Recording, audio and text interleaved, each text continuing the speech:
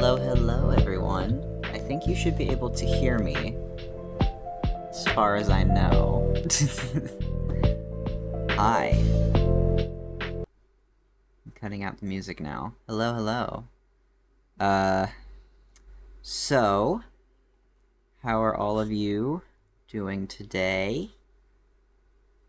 So I'm gonna explain how this is gonna work. If you see a little text at the bottom, that's a bit of a hint. So obviously, the movie's out. Very happy with it. Very proud of it. And as I describe different things of the production of this film and answer your questions about the series, the film, etc., I'm sure the chat is gonna flood with questions. And I obviously am not going to be able to get to all of them because it's not like I can just answer most of these in like one sentence. Probably going to be winded and elaborate. So essentially, I have a solution. If you really want your question answered, if you send a $5 super chat, it will pop up on stream. I'll save it, and it'll be in a guaranteed list of questions. That I will 1,000% get to at some point during the duration of this stream. Otherwise, in the case that we're out of those questions, and I don't have any super chat questions, I'll just pick random ones from the chat and start talking about it. Though, like I said, it's gonna be winded. They're gonna be long descriptions of the actual question, describing my answer to it. So yeah, during this stream, ask me literally anything. It can be about the lore, it can be about the production of the film, it can be about literally anything. Except for the only rule I do have, which is pinned, is don't ask questions about the future of the channel. It's kind of the one thing that I'm kind of leaving off limits at the moment, because I have a whole video coming out about that in the future. So yeah, that's the one thing that I'm don't bother with that one. That one's gonna get answered later. Y'all should go spend hype points on the movie. True! Go spend your funny hype points. That'd be really cool. But yeah. So I'm very happy with the film. I'm happy it's finally out. It took forever. How long did it take to make? I guess I can answer that one to start with. A question from Jessica Wright 8260. How long did it take to make? God, it took probably I want to say production started back in. I mean, it really started when the Fanverse arc started. Pre-production stuff. I think I've had the story planned for this seasons basically since the beginning. However, I think if we're going into shifting from mass producing this film versus the actual what do you call it, if we're going from producing the the series to producing the movie, I think I got started in summer 2023. So yeah, it's been a long time coming. I think a lot of the first batches of shooting I did for this was back in summer 2023. Otherwise though, yeah, I mean like I said, it is split across almost at least I want to say 2 years, 3 years. Not 3 years, 2 years. A year and a half, 2 years. The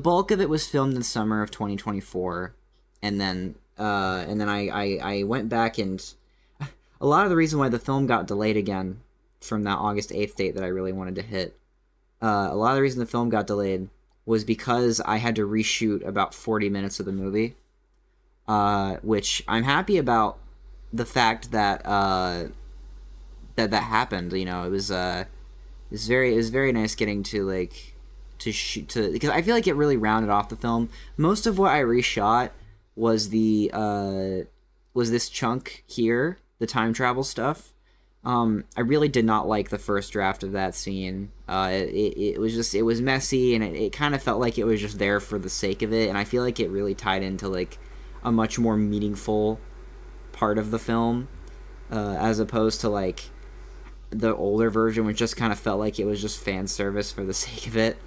I also had to reshoot this whole fight scene. The first fight with Scott, I also had to reshoot this entire thing because the audio got corrupted. My first version's audio got corrupted, so I had to reshoot this entire scene. And again, I'm happy with it. I think the first version of that scene was much longer and like, I don't know. I think one thing I really learned with this film is pacing. I really think I really nailed the pacing with this film as opposed to my previous movies. In Absence Passage, as much as I like that movie, it's 5 hours, and it's like 2 movies basically in one.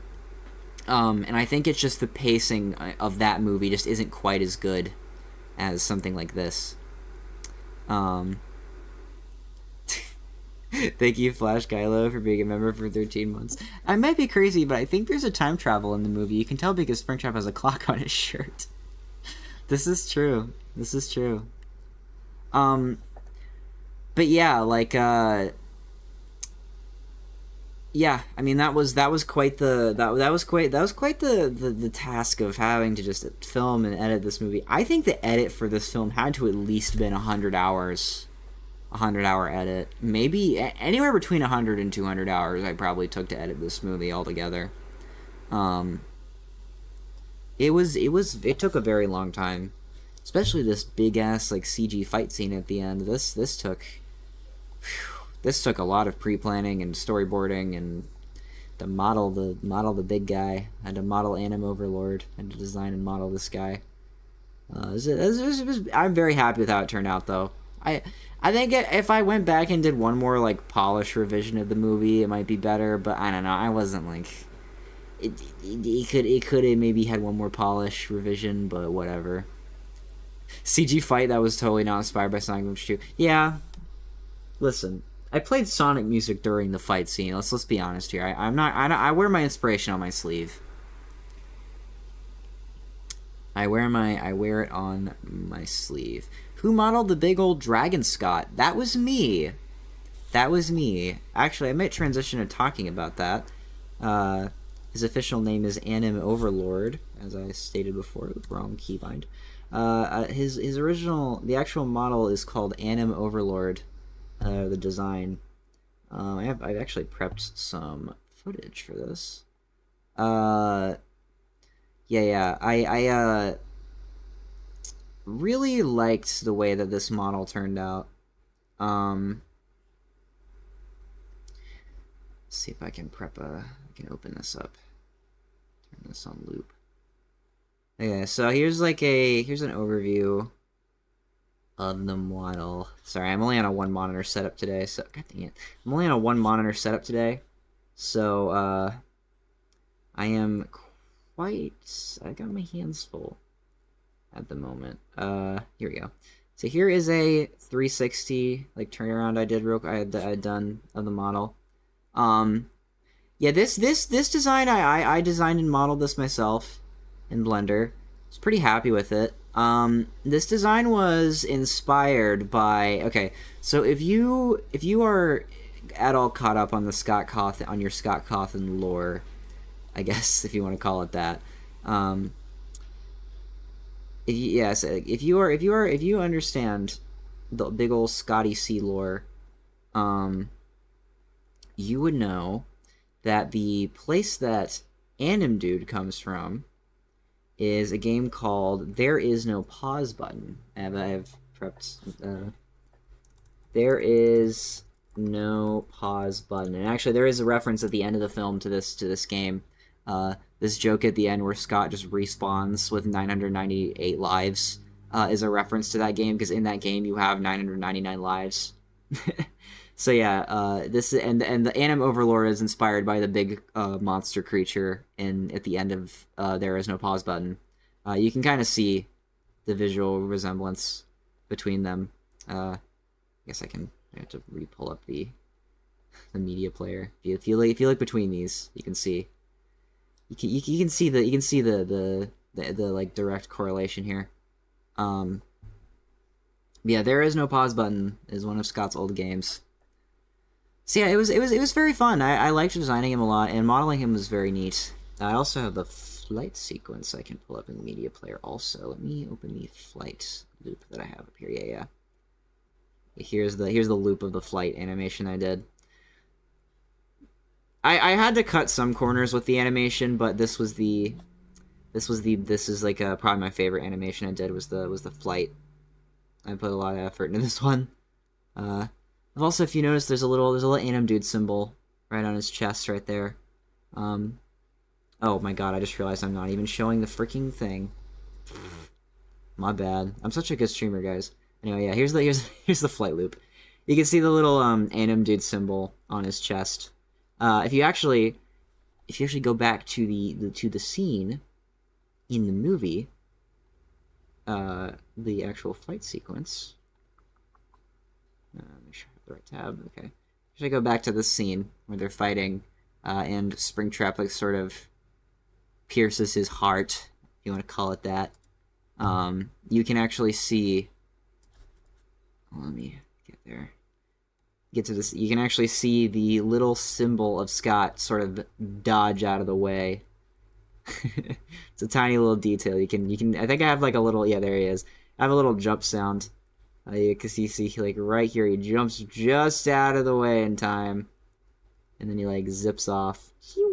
This squash and stretch was entirely unintentional. It only really happened when I rendered it, but it looks really cool. I really like the way that ended up looking. But you can see like just kind of, and that's how he ends up at the end of this scene and dies because he is weakened. So yeah. How long did it take to make him? If I read the model, I have to think. I mean, like, the design process probably took a couple hours to, like, really nail the look for him. I think I can pull up the concept art, actually. Let me see if I have that. I think I have that downloaded. Let me go back to my other tab. Let me see if I can find the concept art real quick. I think I downloaded it earlier to prep for this stream. Let me see here. No, in my Discord. There it is. Oh yeah. Here is the concept art for Anim Overlord. So yeah, this is the concept art I did. A lot less blocky in the concept art. However, like and also like it was more line centric as opposed to like block centric, because you know, like in the actual design. If I pull the actual design back up, here we go. Sorry, I'm sleepy. Yeah, if you pull the actual design back up, it's more block based, more like the actual Anim Dude model in like FNAF World, for example. But yeah, in the actual in that design, he's more like blocks, whereas the actual concept art I made him more like line based. Or I suppose that just kind of comes with the craft of concept art. But yeah, there he is. I also have concept art for Springtrap. Springtrap's final form that I did. And Pop Goes and Candies also, so I can pull that up real quick.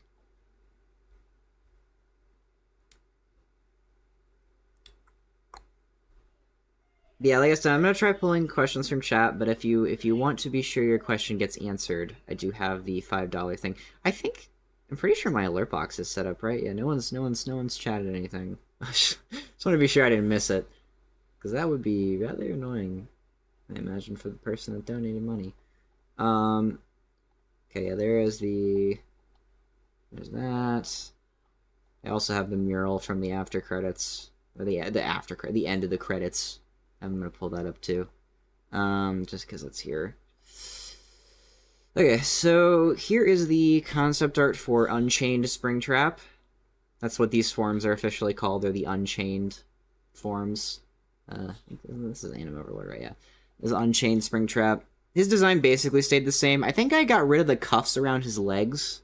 I think those got removed. And actually, yeah, I got rid of those and the cuffs around his like upper arms, because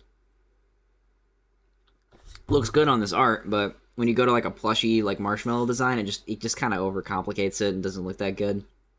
But yeah. I think you forgot the member credits. Yeah, I decided not to do the member credits at the end of the movie just because I don't know. They that felt like it wouldn't have really worked within the context of the ending. So apologies to members, but yeah. Yeah, sorry about that, but that's just kind of how that ended up going. There's the concept art for Candy. His design changed quite a bit. These designs did change. Candy and Pop Goes are a lot more like concept-y, because Springtrap stayed mostly the same. However, if you like really look at these, I can like pull up the footage. Unchained Candy is has like more of like a mantle thing on him, like a what do you call like a cape? I guess not really a cape, but like a what do you call that? Like it's like a cowl, I guess. Yeah, like a cowl. He has like a cowl, and it's like more of a maroon color than the purple that I did. I think I did them. Oh Jesus, I gotta close this tab. Yeah. So like the maroon, I ended up going with because it matched his tie better. I think the purple. I liked the purple, but I think the maroon ended up working better for this design. I see he's got his claws and like this like cowl in the middle. And then for Pop Goes, this is the concept art's pretty bare bones. But I wanted the idea to do a sort of 3D filament look to this. So like if you know how 3D printing works, it uses a thing called filament, and it usually comes in like a spool. So you can like use it. It's like kind of like a string, I guess, quote unquote. And in Pop Goes, all the animatronics in that game are 3D printed. Are 3D printed. So that's pretty neat. Oh, someone super chat. Is the alert thing gonna work? Hello? Okay, I had like an alert box set up. I don't know if that's gonna go through or not. Okay, I'll answer the question in a moment after I finish. After I wrap this up. But yeah, so if you, in Pop Goes Evergreen, or just Pop Goes in general, the animatronics are 3D printed, and Pop Goes' main mechanic in that game is that he is trying to 3D print Black Rabbit and assemble it. And so you can see there's like a black rabbit head on the back of his head, and there's like these like kind of ribs of filament, and his main ability in the final battle is to like, kind of unleash these spools of strings of like filament, and he like wraps them around Scott's neck and like ties him up and stuff. So yeah, pretty cool. I don't know what happened. I don't know what happened to the alert thing. I don't know. You set something up and it just doesn't work. All right, let's see what your. Did you? I say you donated $5, Fluffer Buddy. What's your question? Because you donated the money, but I did not see your message attached. Message retracted. Are you? Did you have a question?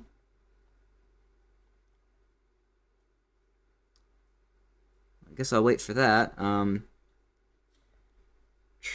Yeah. But anyway, that was a big inspiration for that in particular. I do think about little things like that. A lot of this stuff is a lot of like design elements and writing and stuff that goes into it, and but it's like, you know, it's like, it seems like nonsense superpower design, but it's got a lot of thematic ties to different aspects of things. Yeah, I will keep an eye out for Fluffer Buddy's message. I don't know what happened. Very bizarre. Yeah, Fluffer Buddy, if you want to, do not feel obligated to donate another $5. I will just, if you just type it out, I will answer whatever you wanted to ask. I don't know what happened there. Alright, let's see. What other questions we have in chat? If you could redo one of your old videos, what should it be? God, that's a good question. It's a really good question. Well, it's a great... I don't know, actually. There's a lot of old videos I really like. I guess if, like, I had to... I mean, I guess I could redo, like, my most popular episode. Probably one that I would want to redo. Just because that video, like, it's iconic, I think, in many ways. I'd say that probably, but I don't know, like, I feel like I have, like, such a contemptness for so much of the series that I don't know. I mean, like, there's videos I would kind of retcon and get rid of, which, like, I technically did.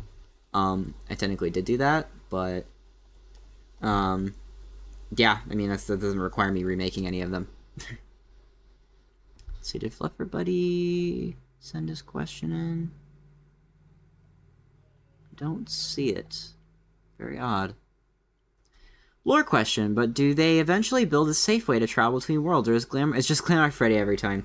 Yeah, I think you could logically assume that they do eventually find out how to do that. Let's say they build a spaceship. We'll go with that. A lot of the ending is meant to be open-ended, but, you know. Oh, here's a fun question I should answer. Did Fiznom get sent to Chazington's universe? Yes. If you're unaware, Chazington does along with some others, they have a connected universe called the Untitled Plush Universe, and I have recently joined that, as, like, a kind of main cast member. I guess Untitled Plush Show, yeah. Main, like, I guess, like, a quote-unquote main cast member. I know you can hear me, like, voice in a lot of these videos. I think Doom Fox actually has the specific playlist with the UPU stuff. Let me see if I can find it. Yeah, Untitled Plush Universe. Yeah, all these videos are part of a connected universe. So yes, the Fiznom that shows up in these is chronologically the same Fiznom from after the ending of this movie where he gets punched in the portal. So, yeah, that's fun. It's fun. Ah, Fluffer Buddy. Oh, thank you for the extra $2, dude. You did not have to do that. What happened to Phone Guy / Bloody Golden Freddy? Okay. I will talk about this. So, obviously this is the series finale. I'm not making any more. There's no season 7. I'm not making any more after this. I am very content with the ending. However, I actually did not intentionally leave the phone guy back here. However, I did leave it. It was kind of back there a complete accident when I was shooting the scene. I decided to leave it in because I think that if I were to hypothetically do a season 7, now, I mean, if anyone wants to, like, write a fanfic or something like that, be my guest, you know, that's cool. I'm trying to find the shot. Trying to find the shot. Anyway, I left it back here because I think if hypothetically season 7, he would probably be a main player in it. I honestly kind of... A lot of ideas for season 3 and 4 were kind of just stuff I threw at the wall to see if it would stick, and some stuff stuck, some stuff didn't. And Phone Guy was one of them. However, I think I probably would have changed his lore a little bit from what I originally had. There he is. I probably would have changed his lore a little bit, because originally, so, a big thing with the lore of the series is that, originally, I wanted to have a lot of like an interconnected story alongside of the FNAF Plush series. It ties back to the official FNAF lore, because if you're unaware, the series is very heavily based on FNAF World, and the Flipside idea and the Sanctuary is an idea that comes from FNAF World. So the world of the plushies runs perpendicular to a Five Nights at Freddy's timeline. And as I got to season 5 and I really wanted to meld it together and really bring the whole thing to a cohesive narrative, I realized I cannot just try and model off of official FNAF lore, because a lot of the reason that so much of the previous seasons are inconsistent is because I tried doing that exact thing. I tried doing that exact thing where I tried having it run in tandem with actual FNAF lore, but as developments happened and things changed and the story developed, I couldn't keep up. So it just ended up being really messy and inconsistent, and it didn't make sense. So by the time season 5 happened, I decided to write my version of the Five Nights at Freddy's timeline, which I can go into detail of that later. But my version of the timeline runs perpendicular to the FNAF World stuff, and Phone Guy is obviously an element of that. You see a lot of that. A lot of that gets sort of unveiled and explained in Genesis, which is the origin season. So, yeah. Yeah. So as a question of what happened to him, what happened to Goldie? He's just kind of in the background. I would imagine he would be a main player in season 7 if I did make one. I had a handful of ideas. I just kind of assumed this hypothetically. Like, if I were to make a season 7, where would it go? I've had a few ideas, and he probably would be one of them. More of just a thought experiment than an actual thing. I am not making a season 7, though. However, if you want to run with an idea like that, so like write a story or a fan section, go right on ahead. I don't care. Have fun with it. One question from Silver X Crystal. Are Cassidy and Evan the only original souls of the memories of the original events that remain? Everyone else is pretty much dead. Okay. The way I kind of like to think about the way I think about these the spirits, right, is that like Freddy and Chica are obviously like Gabriel and Susie respectively, but they are more so reincarnations of their souls. So like hypothetically they could remember the events of the original timeline, but it would be like kind of just like revealing something to someone that it holds no significance to Freddy. He is more so a reincarnation of Gabriel. Cassidy and Evan are different. And Evan is kind of that explanation of like that middle ground, whereas like Cassidy is fully herself, is not a reincarnation. That is just her, along with like David and Howard and Charlie. And then you have like the main four, which are reincarnations of those characters, and then you have Evan, which is kind of in between, where he starts out as a reincarnation. However, his memories are flooded back, and he remembers his previous life, and then reassumes his identity as half of Golden Freddy. So yes, I guess one thing about my Five Nights at Freddy's timeline that you can note is that in my timeline it is Golden Duo. So Cassidy and Bite Victim are both Golden Freddy, and they share the suit in my continuity. So yeah. Is the meatloaf inside Springtrap still good? You could ask him, maybe. You could ask him. Was Scorch Henry at some point? You can ask him. I don't know if that might be a little bit rotten by this point. Anyway, back to the question I was just about to answer. Was Scorch Henry at some point? No, I don't think so. Curtain Call was a movie I attempted to make and then I scrapped. Which was like a season 4, something that led into season 4, but obviously that did not happen. And then I kind of reused the title for Genesis. Though in the actual series itself, Curtain Call, that a moment is still canon where Shadow Freddy finds the Henry tape. However, that is more of just like a delusion of Shadow Freddy's mind as opposed to an actual thing that happens. Again, Shadow Freddy went off the deep end very badly in season 4, and that is what resulted in his eventual demise. Poor guy. That is addressed in the film. What's your favorite dinosaur? It's a good question. I like raptors. Raptors are cool. I'd probably say raptors. Or like Bronchiosaurus. I just think they're like very gentle. I like them. Are the developers dead? Well, Fiznom is now in the UPU. So he is in Untitled Plush Universe until the end of time, I suppose. I left it kind of open-ended if the other 3 were killed. I suppose that's kind of like... I don't really know if I have a substantial answer for that. If like I could say like, oh yes, for certain they're dead. But I think you could kind of run it either way. Whatever you choose to believe. Tracy, was there any early ideas for the movie, or was it always going to end up how it ended up? Let me think, actually. I feel like I kind of always had most... I mean, Granted, small things changed. I do think that the time travel stuff was kind of written in towards the end of me writing the film. I don't know if I can significantly say that that was always going to be a part of it, but I conceptualized this ending from the very beginning of season 6 anyway. When I started writing season 6, the film... Got any FNAF products in the works? Well, I gotta not get distracted.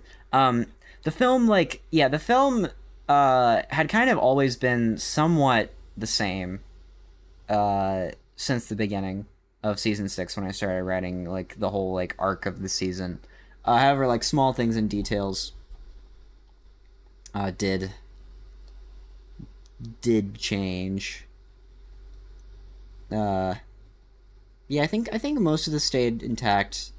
I had the idea actually for this shot with Spring Bonnie and Vanny getting married very early on. I wanted this to be the sort of like end stinger, is this like photo of their wedding, which I thought was very cute. Thought it was a very heartwarming final picture to end it off on.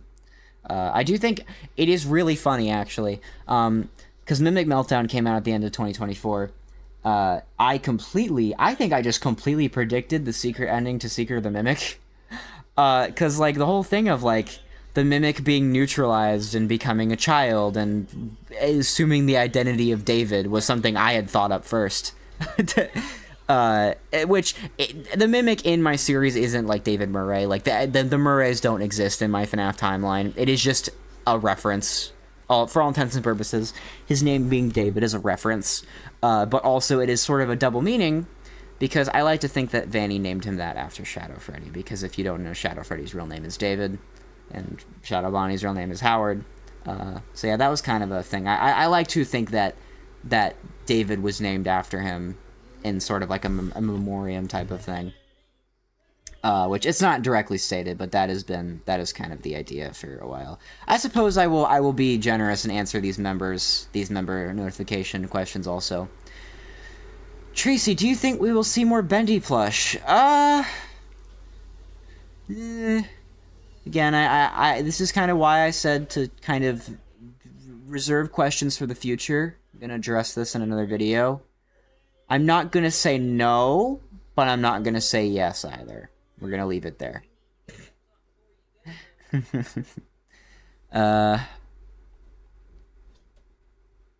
So yeah. Will David / Mimic ever grow up, or will he stay as a kid forever? No, he'll grow up. Eventually, he'll grow up. He will get older. I know it's kind of confusing because like the size of the Mimic in the series didn't change. He's still like the quote unquote size of like an adult. But obviously like David is mentally a child, which is how he was before he was corrupted by Glitchtrap, and sort of had Glitchtrap imprint on him. But he will eventually grow up. One subtle thing I did during the credits, actually, was if you notice his artwork kind of gets better slowly. It's kind of meant to mark his maturity and significant passage of time. I don't think that this end stinger would be much more than like maybe a year or two after the ending of the series. Like the end before it cuts to credits, but you can see like his art does slowly improve through these drawings during the credits, especially like once you get to his drawings at the wedding. You can see like I think he really starts to get like his shape language down better, and he uses more colors and all that. You know, this one I think in particular, you can see that this looks much better and more consistent than like the earlier drawings. Supposed to mark that he is maturing, even if it's a little. Ooh, I'll address this. Candy has no girl, lol. Okay. So, I will address this, because I would like to point out, because some people in the comments of previous episodes picked up on this. It is open-ended. I'm not gonna, like, confirm anything specific.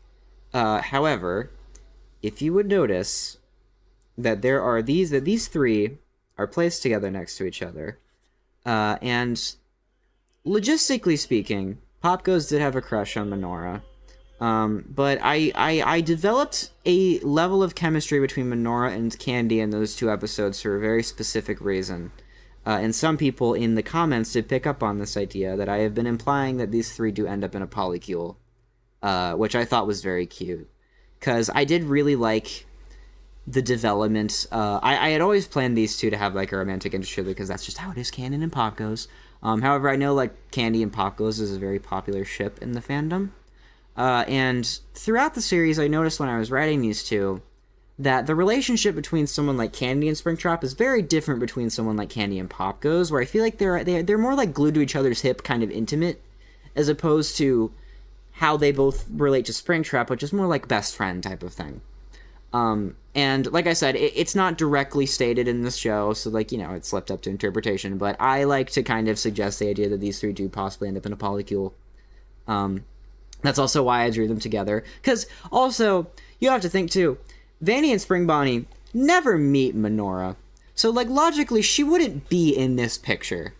Like if you understand how wedding photos usually go, like she would, like even if the Fanverse crew was invited to the wedding, Minora probably wouldn't be in this picture. Candy and Pop Goes would be because they were friends with them. But they never met Minora logically here. But also, like, you can kind of see, like, during the drawing section, for example, when they have the beach day, they have another beach day in the Fanverse, you can see Minora's with them. Minora's, like, a notable person here. And I did, like, see, like, it's not like I drew them in a triangle, you know? Like, I was trying to drop subtle hints throughout this film. Oh, that's, okay, thank God I have my tabs situated. But, yeah. Everyone is gay. Well, they're like half gay. It's bi, right? Listen, I left this. Listen. I left a straight ship here. I left a straight ship in here. If you want some straight rep, where's my? Yeah, I decided to have Springtrap and Mangle get back together. I thought that'd be a cute development. But I've also always loved this ship. This is like one of my favorite old FNAF crack ships is these two. This Mangle and Springtrap. So yeah, these two get back together eventually. So yeah, they are in fact a couple. So you know, and also and if you noticed in the credits, let me the first drawing here is Uncle, or actually the second drawing. Sorry, the second drawing is Uncle Springtrap and David going out for ice cream, and wow, look at that! Why are Baby and Freddy here? Remember how I talked about in that one episode how Baby wanted to open up an ice cream store? So yes, these two eventually do open up an ice cream store together. I'm explaining all the little things I planted through the drawings. But yeah, these two eventually do open up a ice cream store together. So you know, I'm giving everyone a little bit of something. So don't I'm not getting my gay mind virus in this shit. Stop it. No, I'm kidding. Make sure nobody else super chatted, because Jesus, I was rambling for a while there. Okay, we're good. I don't know why my alert thing didn't work. I set the whole thing up and it didn't work. But yeah, peace and love. Peace and love.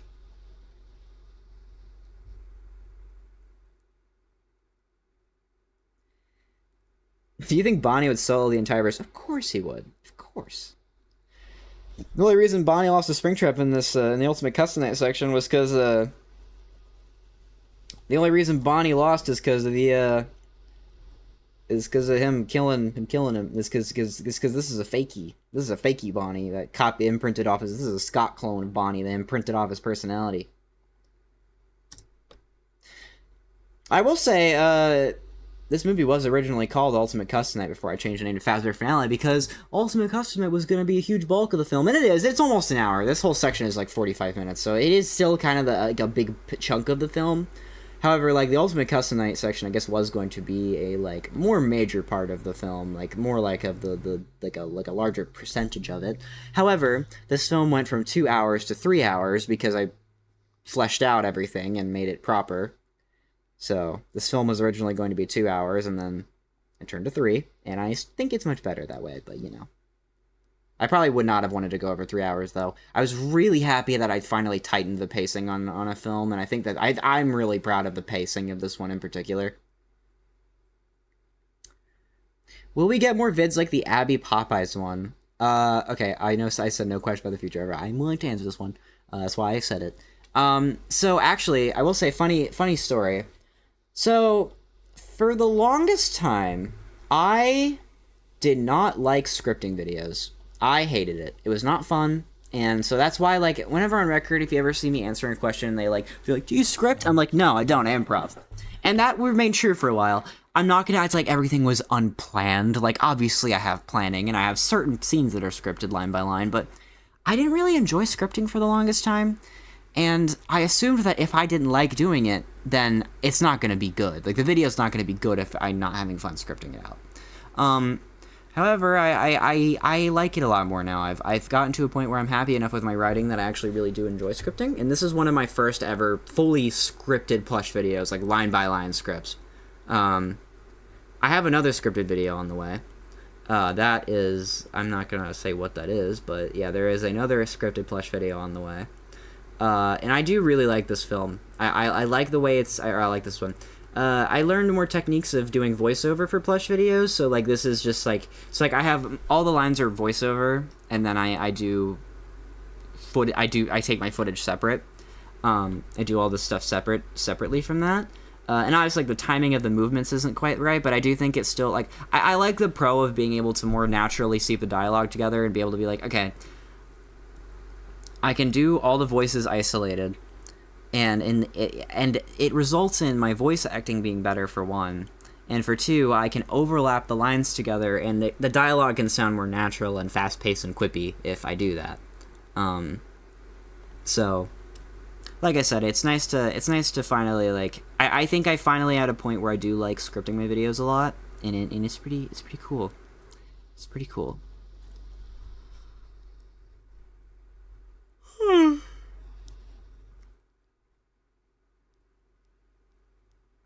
As a newcomer in the FNAF Plush scene, what is some advice I should have to make my videos better? I don't know. I know, stop being like a really good answer. I think it's like... I suppose it's... practice is the most default answer, but that's because it's a good answer. Like, practice, experiment, learn. It's always good to learn. A lot of, I mean, the only reason this film is as good as it is, I'd argue, is because I went to college and I started studying experimental film and art, and that's how I was able to do things like this big CG sequence at the end. Like, I would have not been able to do this a few years ago before I went to college. I guess I learned a lot of this stuff. However, you do not have to go to an institution to learn to do these things. I just chose to do that. There's tons of free tutorials on YouTube for different things. You know, learn to edit. If you have the money, invest into a good editing software. Maybe not Adobe, but I know, like, DaVinci's free. If you're willing to learn DaVinci, that's free. I know CapCut is, like, free-ish. It's free with restrictions, but... Jesus, sorry I'm yawning, I don't know why. Yeah, like, I don't know, it's just, like, just hone your craft. It's, like, it just takes a lot of practice, a lot of learning, a lot of experimenting.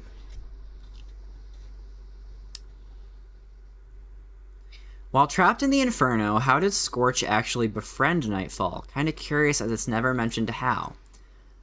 Okay, so... That plot point, it's been a while since I did that, so I'm trying to remember, make sure I get my facts right on here. So, with that whole thing, I wanted the Endless Inferno to be a metaphor for hell. It's obviously not actually hell. It's like more like a purgatory version of hell. Like it's contained within the actual incineration stone. However, Nightfall is implied to be a demon from the Endless Inferno.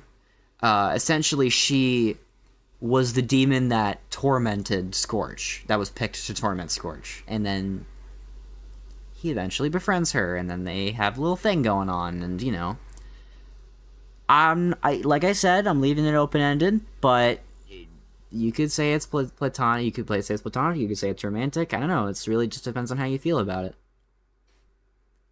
When Egg Baby showed up during the Abby video, I screamed, me too. You know, you actually know, I don't put him in videos, he just kind of like works his way in there, you know? I want to tell you all, by the way, because I'm going to use my evil powers to force him to release the scenes. Froakie did in fact put Egg Baby in some scenes for the final battle, but for the final battle, but they got cut ultimately because there's a handful of innuendos that he felt might have went a little too far, and I understand that, but because Egg Baby's humor is very much based in like stupidity and innuendos, so yeah, there's a handful of innuendo jokes he made that went a little far, and I kind of get it, but also I don't really think it would have been that bad as long as he put a warning. So I'm trying to convince him to release the scenes in a separate thing, because I think they're really funny, but Egg Baby was supposed to be in the final battle. I promise you that him and Mo are aware of the final battle. Egg Baby is problematic media? I wouldn't say problematic. I'd just say, like, maybe a higher age rating than when we intend for this. SML re-upload warning. What happened to Sly Pie? Trying to think how much I can say. So yeah, he did kind of just disappear, didn't he? I know a lot of people are wondering where he's at. I just want to say he is okay. He's not, like, dead. He is fine. He was actually texting me recently about some things. I'm not gonna say what those are because I can't. I don't want to unveil his dirty laundry. But he is alive. He is fine. He just has been on a bit of his own break. No, I completely understand why he could. It is a bit much, even if it's funny, and I would have loved to see the cut with them. But yeah. Spaced Out Tracy Puppets versus Water. Also, what made you decide to use the classic animatronics less in the series? So, okay. This kind of came down to just the fact that I kind of ran out of stories to tell with them. Not that the classic animatronics aren't important. I did try to give them their moment to shine in Afton's Pathogen. Freddy takes on a big leadership role, and he does also sequentially in Season 6. He's in Mimic Meltdown, a big part of that. Foxy has, like, his superpower subplot with his dad. And then Bonnie and Chica have their various episodes that they star in. But I don't know. I like Season 1, 2, and 3 especially are very classic centric. Like, they are the main characters of those seasons. And so, like, I just kind of ran out of stories to tell with them. And it just felt like I wanted to transition to telling stories about different characters, and like I found developing like Spring Bonnie and Springtrap's story more interesting, and Golden Freddy and Henry and William and all that. Like, these characters just became the focus of the greater story. And as I developed more and more into the intricacies of the lore, though the classic animatronics are still the main characters of the series, I would argue that they are not the main characters of the lore. And as the lore becomes more of the centerpiece, as the lore becomes more of the centerpiece, they kind of take a bit of a backseat.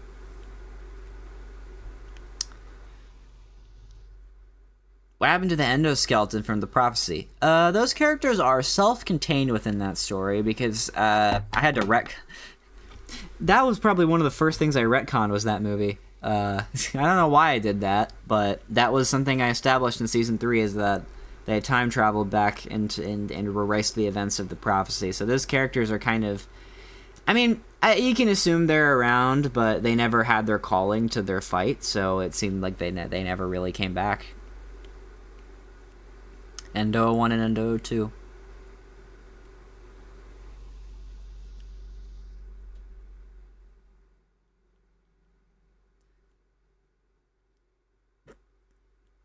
I don't know if I'm going crazy, but I'm sure I remember someone asking you, will Bonnie and Foxy still be friends at the end of the show? And I think you said something like more than friends.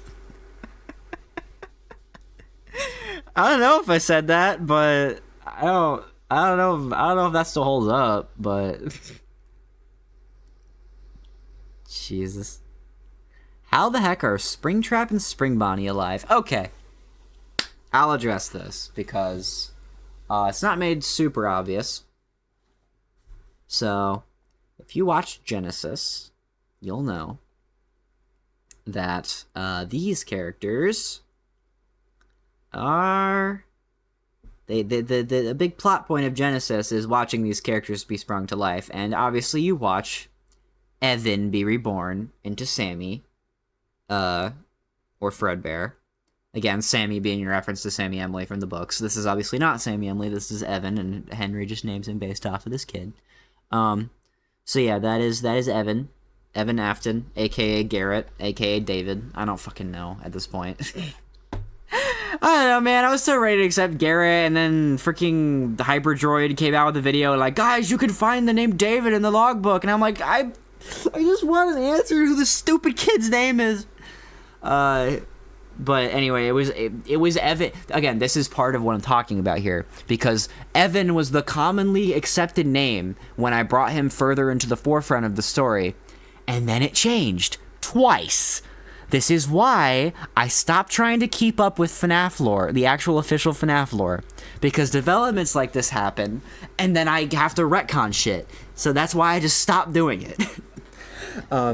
So yeah, obviously Evan is born from the soul entering the Fredbear animatronic that they build, and some people have guessed or assumed that this is Elizabeth and Michael. Now,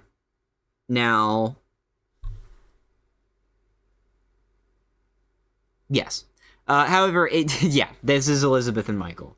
But these two are different in the sense that they work very similar to the classics, where they are more reincarnations of them.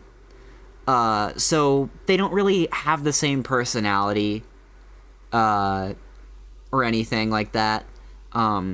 It's not like, again, Springtrap isn't gonna be told Michael Afton's story and then all of a sudden be like, oh my god, I'm Michael Afton. No, that's not how it works. That is essentially just a part of a previous life that this character lived. However, in my FNAF timeline that happens in the course of my series, Michael Afton does not go through the same things that he does in the main games. Michael is never scooped. Michael dies in FNAF 1. So Michael gets stuffed in the Freddy suit, and like how Mike Schmidt gets the game over screen, that is what happens in my timeline. So Michael never gets scooped or anything. Yeah, I actually do want to go in depth on that. Damn, I should have prepped a graphic to explain my FNAF timeline. But yeah, Michael is never scooped or anything. So yeah, like it never, again, it didn't feel relevant to bring up because, like I said, it's like, what's the point of me saying that in the actual context of the show? Because it's never plot relevant. He never becomes Michael. It's not like he's gonna remember. I guess it's not like he's gonna remember Michael's life and be like, whoa, like that's not gonna happen to these two. But yeah, I also want to address this. Because I just thought about this in my head. Vanessa is not an Afton in my timeline. She is a completely unrelated woman. And I only say that because obviously Spring Bonnie's Elizabeth. That would make that incest, but it is not, because Vanessa is a completely unrelated woman to Afton in my series. So don't get it twisted. Don't get it twisted. Granted, I don't know. Is it incest if it's reincarnation? Is that how that works? Jesus Christ. Ugh. Meatloaf boy. Meatloaf boy, meatloaf boy. See, okay, Springtrap was Michael. I thought it was retconned. Okay, I actually do want to mention this. So yeah, again, this is something that like, technically, I guess it was retconned at one point. However, it's something that I decided when I wanted to really connect everything together, that it's something I wanted to I was like, I'm okay with keeping it consistent. Is the Mike Trap lore in Season 1, because that was the common consensus at the time. However, I still believed when I said that, when I did this, God, yeah, the puppet was a boy. Michael was Springtrap. Again, this is, again, the problem with trying to keep up with FNAF lore. It's like, when Mike Trap was the popular theory, I was like, oh, well, that must be true, so I gotta put it in the videos. Again, like, this episode... okay, actually, you know what? To answer the question from the earlier stream, which episode do you remake? This one! I would remake this one, because it doesn't make any sense. I would remake Springtrap's Past, because it does not make any sense. But I knew I wanted Springtrap to be important. Do the rain imagery. I predicted FNAF 6. No, but, like, yeah, like, I don't know. The Mike Trap thing was common consensus at the time, and that was why it was developed in the story. And, like, this episode probably is still mostly retconned, honestly, if anything. But, yes, Michael is Springtrap, just like Springtrap is a reincarnated form of Michael, so, like, he's Michael in the most indirect way possible. That is about as indirect as it gets with that whole thing.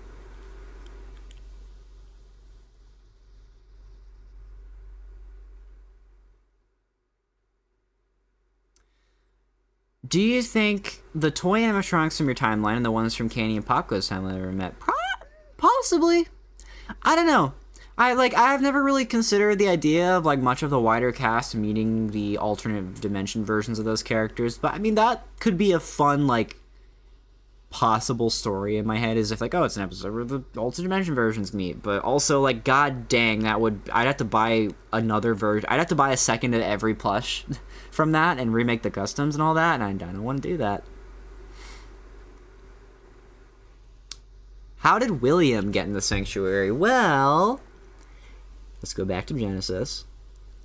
It's more or less kind of an accident, something that just kind of happened, because, I mean, again, this was a very spur-of-the-moment decision on these three's part, and you can watch as the like power sanctuary is being formed. You can see, if you stare at William, you can see his head twitch just a little. Just a little. So maybe he knew what was happening. Maybe he followed them in metaphorically. Maybe he figuratively followed them in. Who knows? But it being an accident is also arguably something. It's the cycle of tragedy and evil that FNAF is thematically known for, kind of just repeating itself. You know. So Tracy with Mike Trap. Well, no, but actually, yes. Michael is not main timeline Springtrap, but Michael is Sanctuary Springtrap. They are two different characters. Physical Springtrap. The amazing physical Springtrap. Ugh. More so how Glitch Trap came back. He broke out? No, I mean, you there's the episode where he does, like, Springtrap logistically brings him back to life. That happens in season 4, I believe. Because there's the Glitch Trap episode. This is his first appearance. There he is. So yeah. This is how Glitch Trap is reformed. I mean, like, God, I don't even remember specifically how he does it in this episode. He just kind of pops into existence. I'd argue he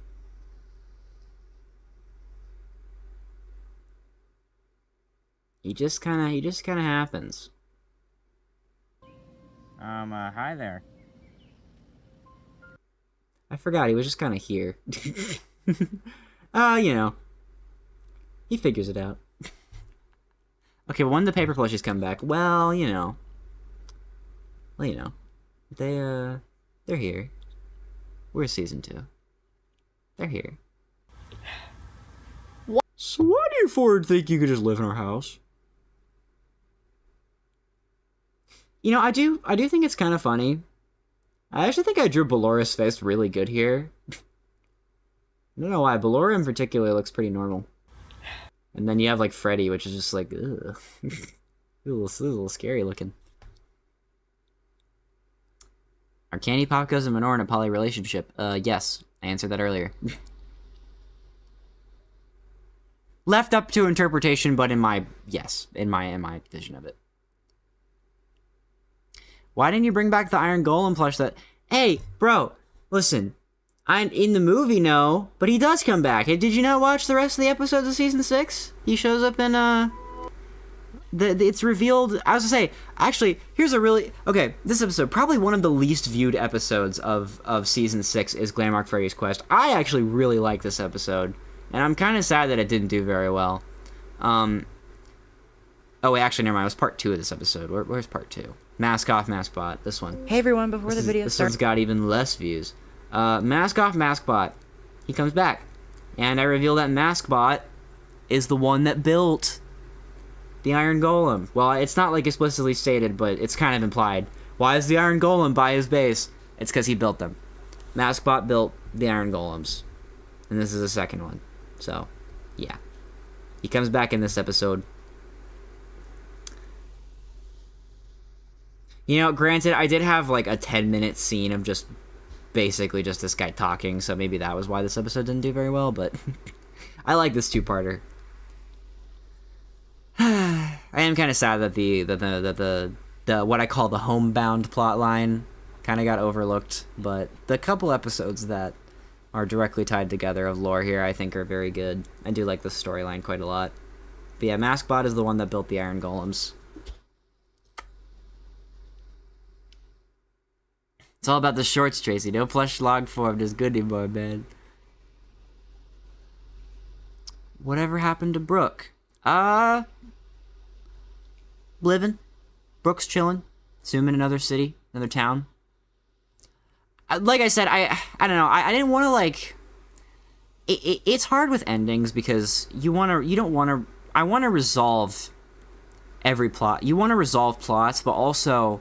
I don't want to imply that these characters just stop at the end of the show. Like, these characters do live on. There are further parts in their lives that we just don't get to see. And, like, I'm not open to... I'm not, like closed off to the idea of... I'll say, you guys got to go back and watch... If you guys don't know what happened to these characters, you guys got to go back and watch these episodes. Listen, I'm gonna give you all a homework list. Give you all a homework list of Mimic episodes to watch. There's The Eclipse, Your Worst Nightmare, The Mimic, Tiger Rock, Mind and Ruin, Stitch Wraith Rises,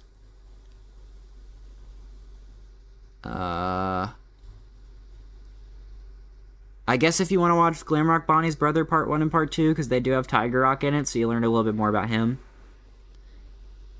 Glamrock Freddy's Quest, Mask Off, Mask Bot, and Mimic Meltdown. That is the chain of episodes in that storyline. Go watch all those. They're good episodes. I like them. Okay, you watched the whole series? Fine. Okay, so, again, back to what I was saying earlier. I want to imply that these characters don't just stop at when the series ends. That these characters live on, and like there's obviously a world where Bonnie and Brooke do meet back up again, but it's not shown, it's not directly shown, and I think that's okay. I can't have it going forever. But you know. That's what your imagination's for. I'll make a fan episode. I don't know. Maybe I'll see it. And about Henry, I guess. You want me to talk about Henry? Henry. Well, they go to the great beyond, these two. I suppose you can consider, this effectively puts them in the same place that David and Howard end up at the end of Season 4, when they pass on. These two characters pass on. When Charlie and Henry ascend into the sky and save the sanctuary from being destroyed by Mimic.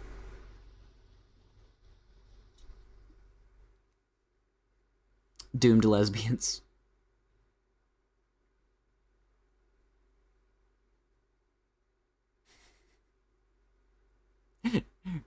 LGBT in a plush fit. Is there a need for this? Sorry, I'm reading someone's chat message right now. There's gonna be people that don't understand it, and whatever. It's not a big deal. It is what it is. How did Henry get out of the void? That's because he ventured into the flip side. He broke out of the void through the flip side. That's when he met Old Man Consequences. That's how he knows about all that stuff. Not sure if that's directly shown at all, but, you know, you might be able to piece that together through the... He broke into the flip side from the void. And that's how he found a way to kind of travel back and forth from it. That's season 5, not season 6. That's when he meets and discovers Old Man Consequences and da-da-da. All those lovely things.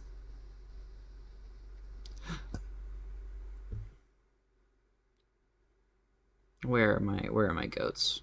There they are. Yeah, the flip side and Henry and all that jazz.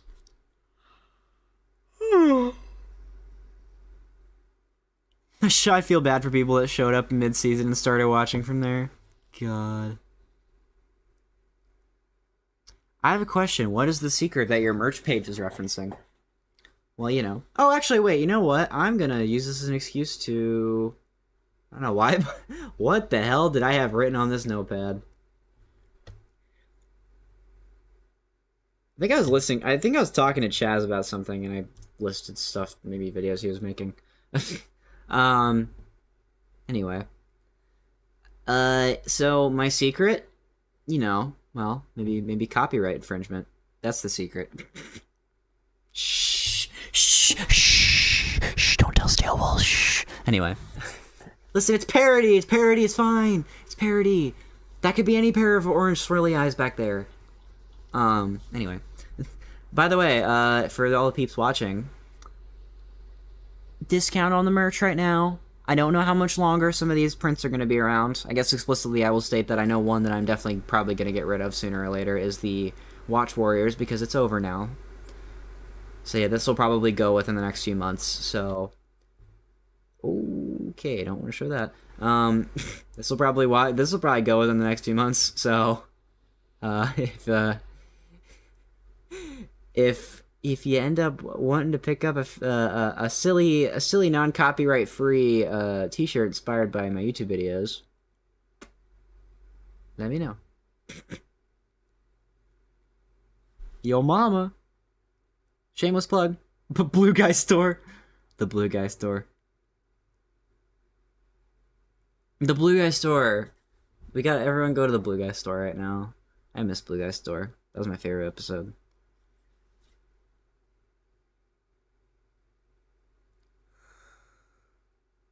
I'm gonna paper Fredbear season 2. I don't know. I forgot about that. What did happen to Paper Fredbear in season 2? I just straight up forgot about that. Maybe he died. Actually, wait, wasn't Paper Fredbear in like the little multiverse plotline I was doing in season 2? That eventually evolved into the idea for season 6? I definitely was thinking about that plotline when I was conceiving season 6. I remember I wanted this to be a much larger set of episodes, and then I got bored. And so I stopped doing it. But wasn't Paper Fredbear a part of this plotline, or am I tripping? Dude, I love my old bad green screen. And it's like, oh my god, I remember this because I did green screen, but I took okay, to get the screenshots from Bendy, I took pictures of my computer and then imported them into my green screen app. Because I didn't know how to take a screen. I don't think the iPad screenshot feature was a thing yet when I made these episodes. If it was, I didn't know how to do it. Bendy! I don't remember, was Paper Fredbear? I mean, if you're talking about Nightmare Fredbear, then obviously he just became the actual normal Fredbear. Or he actually just became the plushy Nightmare Fredbear. But I'm pretty sure there was... I feel like I remember myself making a Fredbear paper plush. There he is. I found him. Yeah, I don't know what happened to him. It's a great question. I'm surprised you remember that, because I didn't.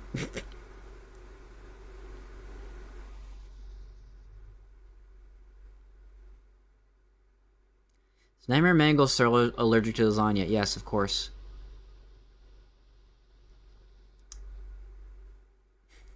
Security puppet. Yeah, he's dead. That's so morbid. He's probably fine. Just assume he's just off doing his own thing. Actually, did I have security puppet in the Freddy's date episode, baby's date episode? I don't remember. I feel like I remember putting him in there.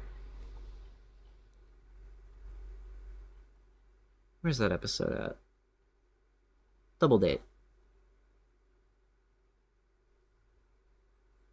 Where the hell did I thought he was in here, wasn't he?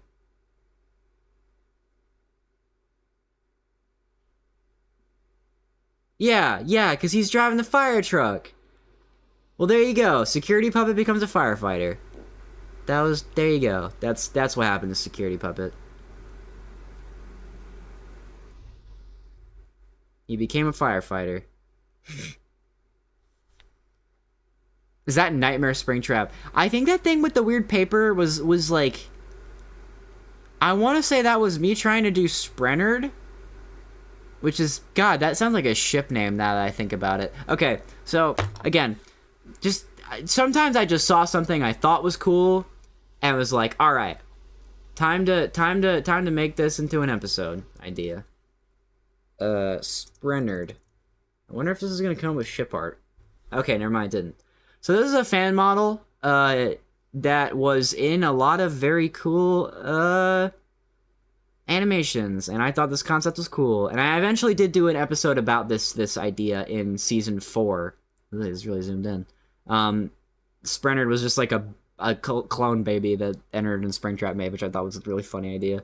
But yeah, Sprennerd is a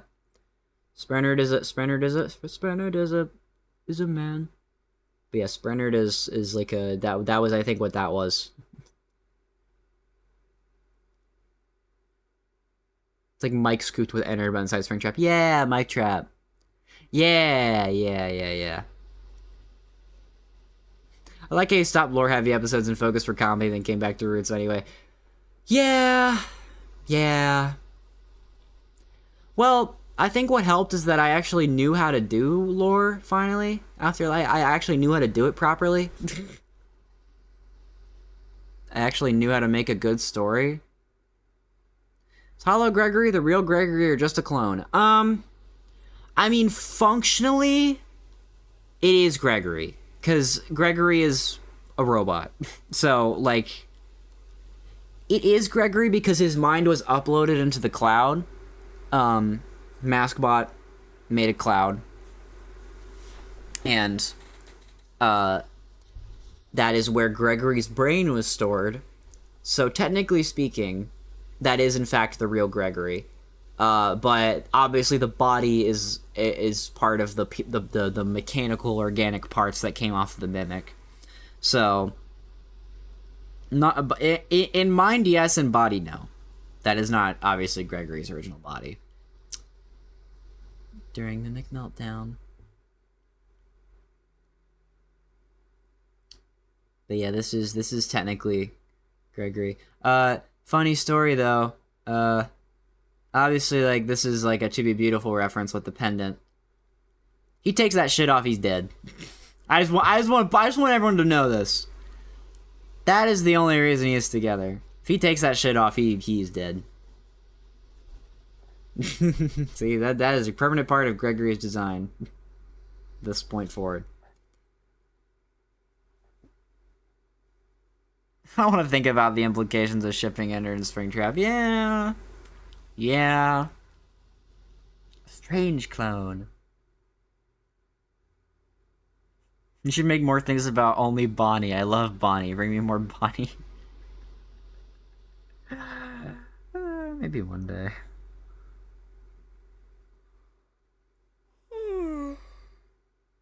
I'm getting tired. How's Bon Bon doing? Oh my god, I forgot I killed him. I forgot I did that. I forgot he's dead. Yeah, I mean, he's fine. He's probably in heaven just chilling. Might check up on everybody every once in a while from the afterlife, but he's probably just chilling. I forgot I killed him. I think the joke here from this was because when I did this episode, the Ultimate Guide came out, and it said Bon Bon was a girl. So I thought the idea of killing Bon Bon and then making a new clone Bon Bon that was I speak of the devil, I quite literally said this exact joke in the video. But yeah, that was where this joke stemmed from. Because I was like, what if I just do an episode with shock humor where we would just kill Bon Bon and it's just the joke of the episode? Is the pendant a reference to that? Yeah, reference to the To Be Beautiful story. You ever thought of any other character to be the main protagonist of the final season, or do you always have Springtrap in mind? I always had Springtrap in mind. He was always the one that felt the most appropriate.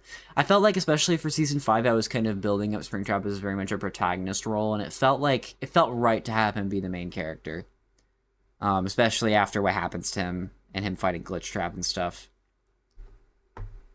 But yeah.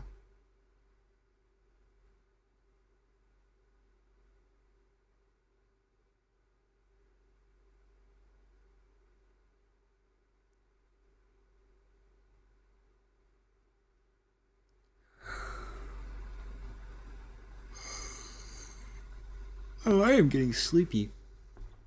Ugh. Whew. Okay.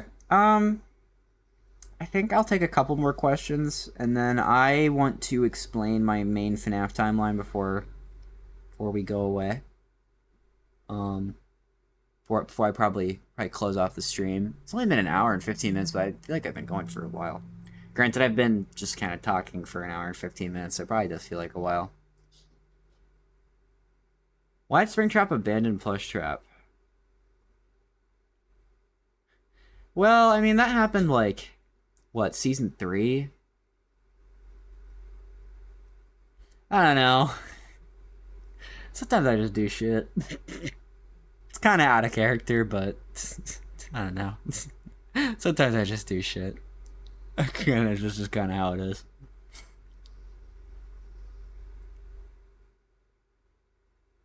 What happened to the Fredbear in that one episode of season 3 where Bonnie and Freddy were in debt? Oh, well, I'm glad you asked this, Chaotic Plush Productions. That is Uncle Fredbear from Froaky's videos. So I guess Bonnie was talking to a being across dimensions. So I mean, I don't know if you've ever seen Froaky's videos. However, Uncle Fredbear is pretty important, especially now. But yeah, that was Uncle Fredbear from these videos, from this guy's vids. That's another episode that I liked doing. We were trying to find ways to interconnect our stories, and that was one of the ways I decided to do it. But yeah, that was Uncle Fredbear. What happened with Glam Chica and Roxy getting together? I don't know. Maybe they do. Maybe they don't. Who knows? Is Lefty just dead? Yeah. Yeah, that was a casualty of Mr. Shadow Freddy's insanity. Lefty is dead. Sometimes characters do just straight up die in the series and just kind of get forgotten, but yeah, that was unfortunately the fate of Lefty. Was Shadow Freddy killed him, and then the puppet wore his skin. Really, really morbid. It's really morbid. You'd be the judge of if Shadow Freddy was truly redeemed at the end of the series or not. That's up to you.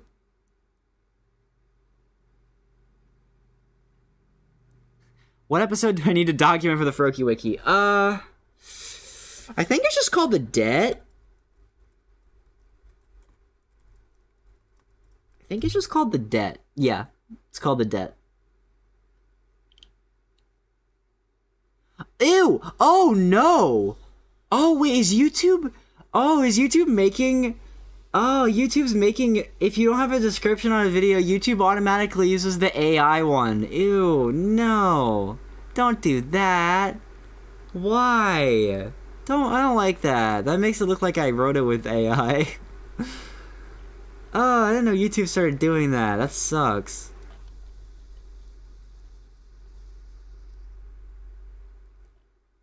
No, that's terrible, because you have the AI summary right here. Why do you have to copy paste it in the description?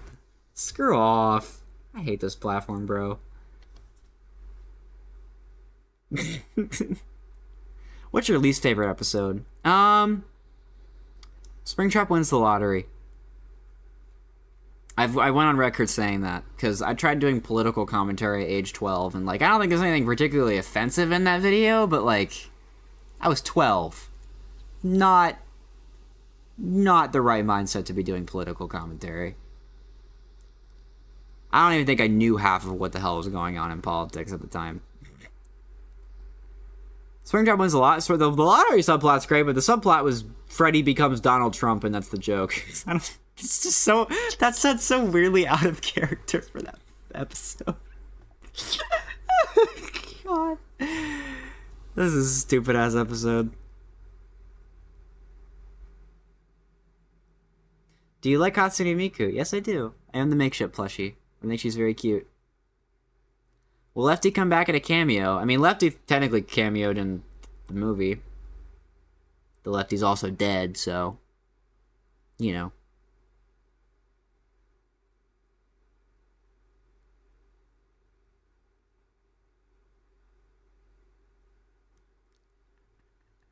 What was the thought process behind Twisted Travis breaking out of prison with Venom by Eminem playing in the background? I don't know. I just thought it'd be cool. I liked the song. I liked Venom 2018.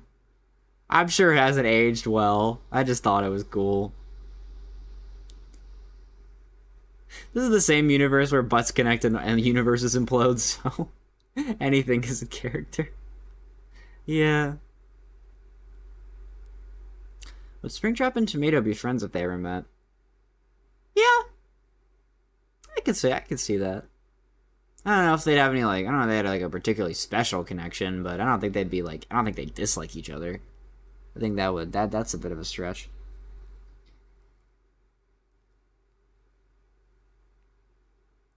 How exactly was Scorch tormented? Mentally, physically? More mentally.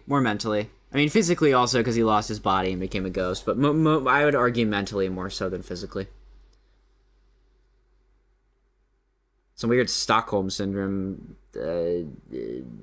implications with him and Nightfall's relationship, probably. But do you like Hazbin Hotel? Yeah, it's got a lot of issues, but I don't dislike it. I'd say it's entertaining. I will be watching the entirety of Invade the Plushverse now that I know the Eminem scene exists. Listen, Travis Plush Productions, the movie 2 is an interesting movie, and it has a lot of charm. Is Scorch from a different universe entirely? Yes, kind of. Scorch is from, like, okay, there is a book. There is a magical copy of Five Nights at Freddy's The Twisted Ones that exists within this universe. That is where Scorch and Scraptrap comes from. And Theodore. And Stanley, I think. Yeah. No, Stanley's from my universe, but he tried bringing them back from the book. I don't know. Anyway, all the Twisted Ones and that stuff come from that book, and it's destroyed, and pretty much all those characters become irrelevant eventually, but they were relevant to Endless Inferno. But yeah, Scorch is meant to be, if you know how the end of the Fourth Closet is from the FNAF books, from the FNAF trilogy,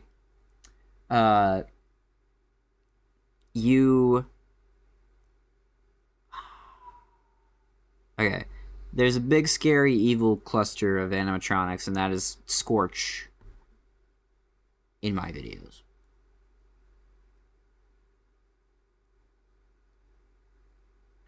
Origin of icon. You mean my channel profile picture? I mean, I drew it. That's what you're asking. I did, in fact, draw that.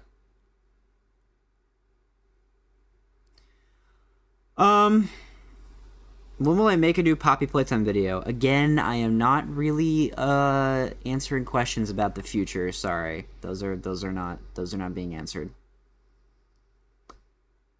Sorry.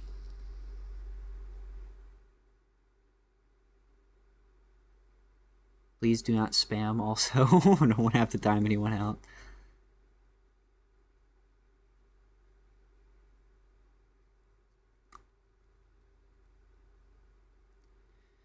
Alright, I think I'm going to answer, Scorch is such a cooler thing than the actual fourth closet amalgamation. Listen, sometimes I cook. All right. So I think I'm gonna outline what the actual Five Nights at Freddy's timeline in my videos is, and then I will. I think I'm gonna sign off soon. If you guys have any last minute questions, and want me to answer them, like I said, it's $5, and I will guarantee bring your question to the front. But I will listen. I will listen to whatever you have to say. I'm gonna kind of just write it out so I can visualize it a little bit as I do it. So the Travis Plush Productions timeline that runs in tandem.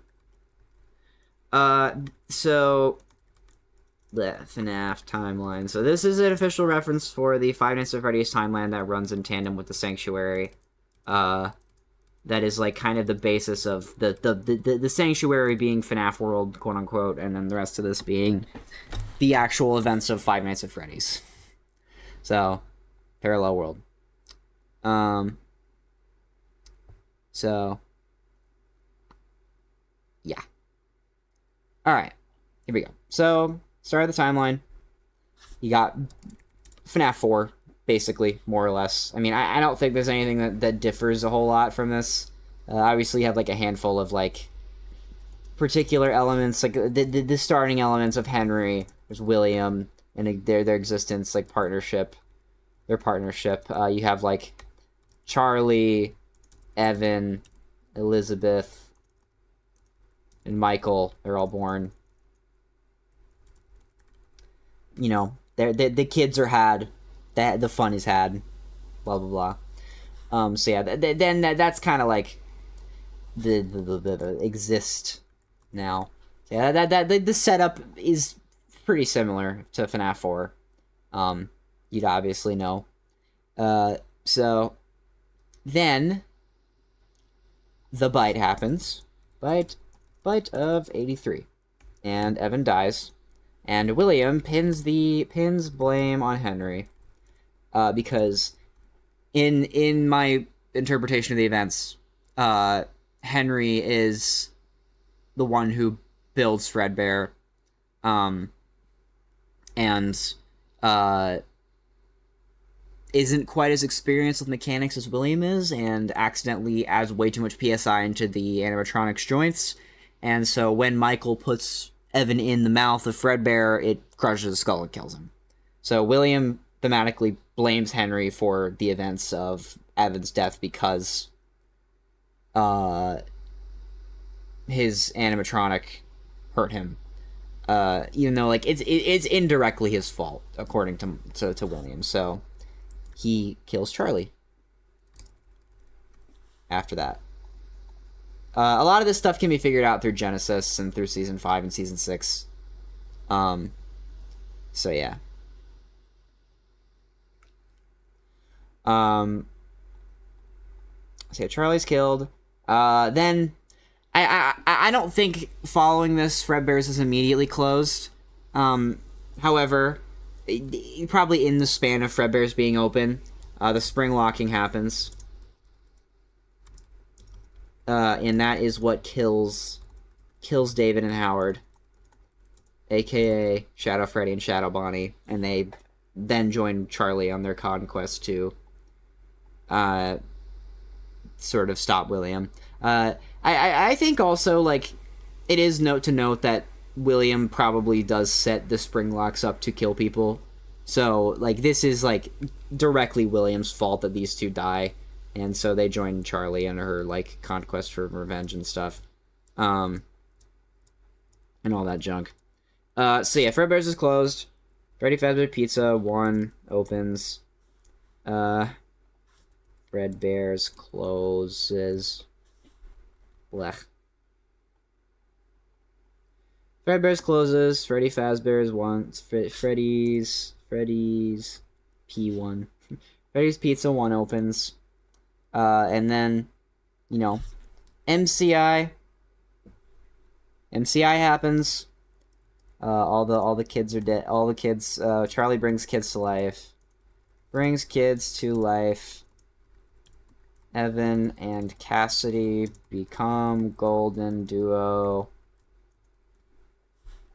Yeah. So yeah, MCI happens.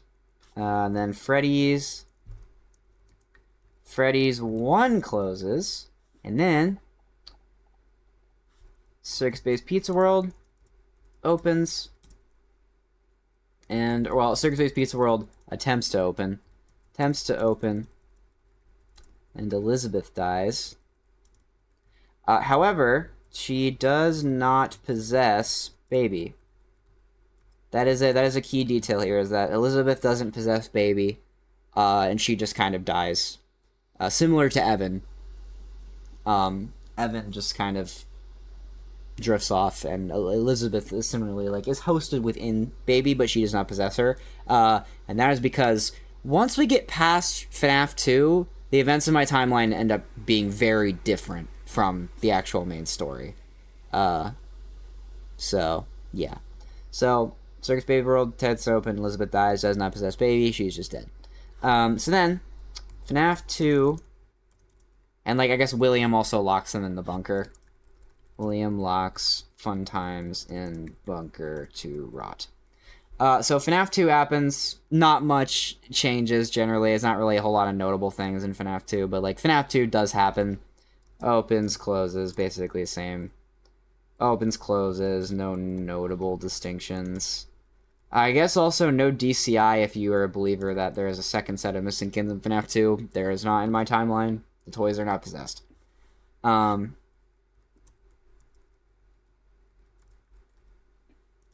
yeah. Toys are not possessed. And then we move on to the next events, which is FNAF 1. So FNAF 1, Michael dies. Michael is killed by the animatronics. He's stuffed in Freddy, and that again is the final Afton kid killed. And he kind of just goes off into the air to later reassimilate as Springtrap and reincarnate. So yeah, Michael dies in FNAF 1. He never gets scooped. None of that ever happens. He just dies.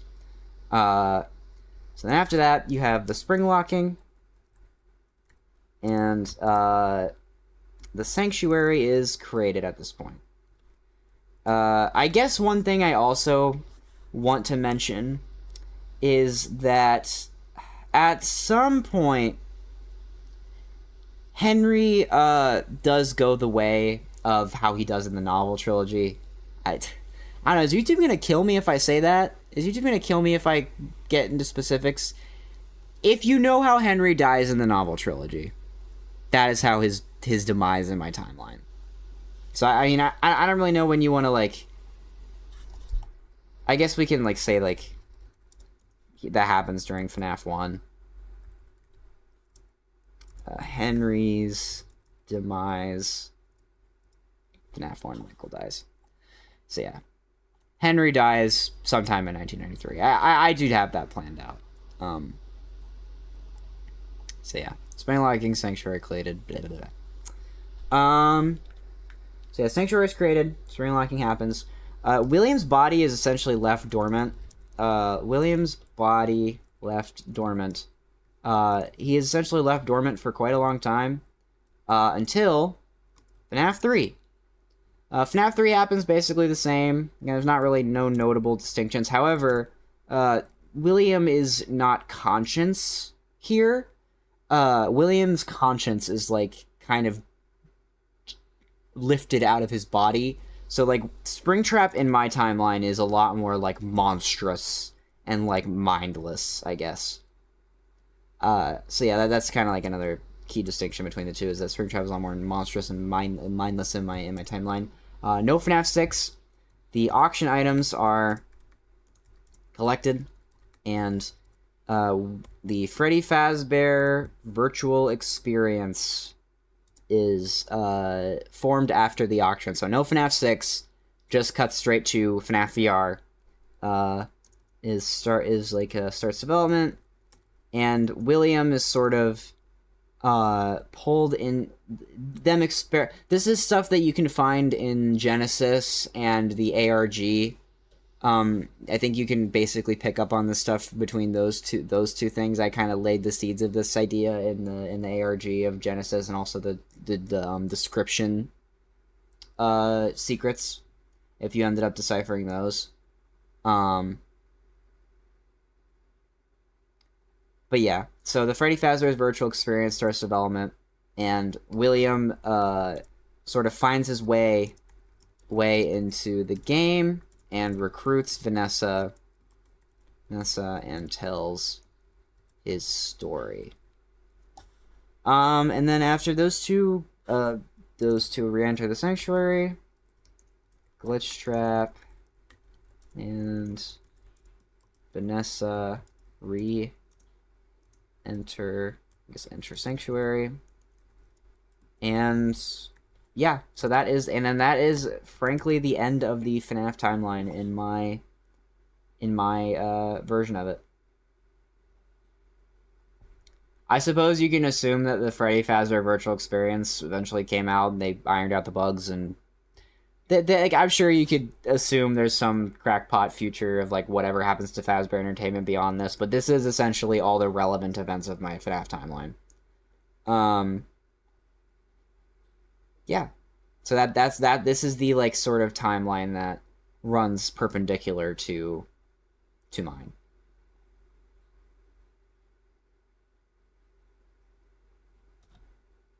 Because like Henry's death in this series doesn't initially seem relevant. However, you have to acknowledge the fact that he enters the sanctuary, so he has to either one way or another be dead.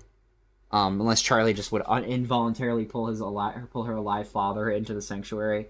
He has to be dead some way or another. So that's kind of my explanation for that.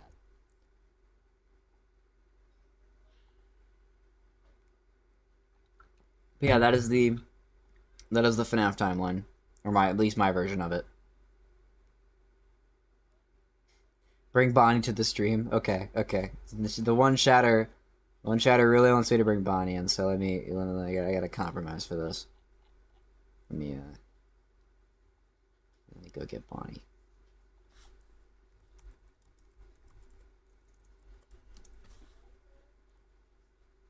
Let's see. Come on.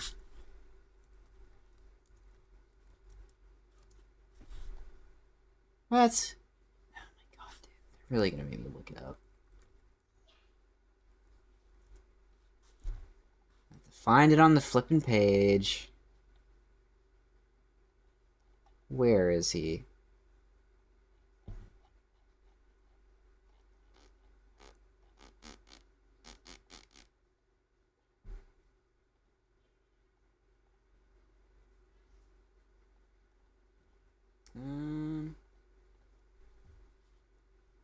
I'll leave this on screen. Wrong one.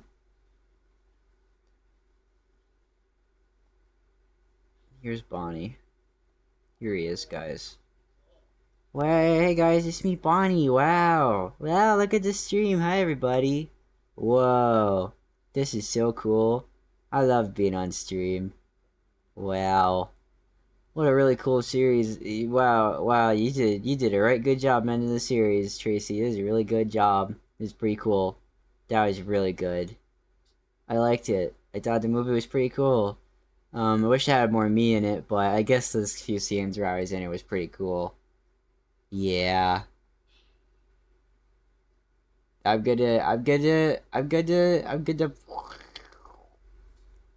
He comes back. Whoa, he's coming right back. Whoa, he's so fast. Wow, he's flying around everywhere. He's gonna crash. And he's dead. I'm just kidding. He's fine. But I'm gonna use my evil powers and make him really tiny.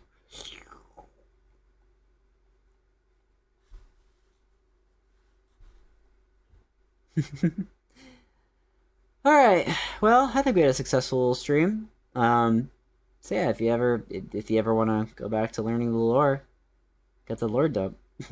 I had to spend 3 hours a night watching the movie on a school night. Oh my god, I'm so sorry I did that to you. You didn't have to do that. Jesus. That's you didn't have to do that to yourself. You could have watched it after school the next day.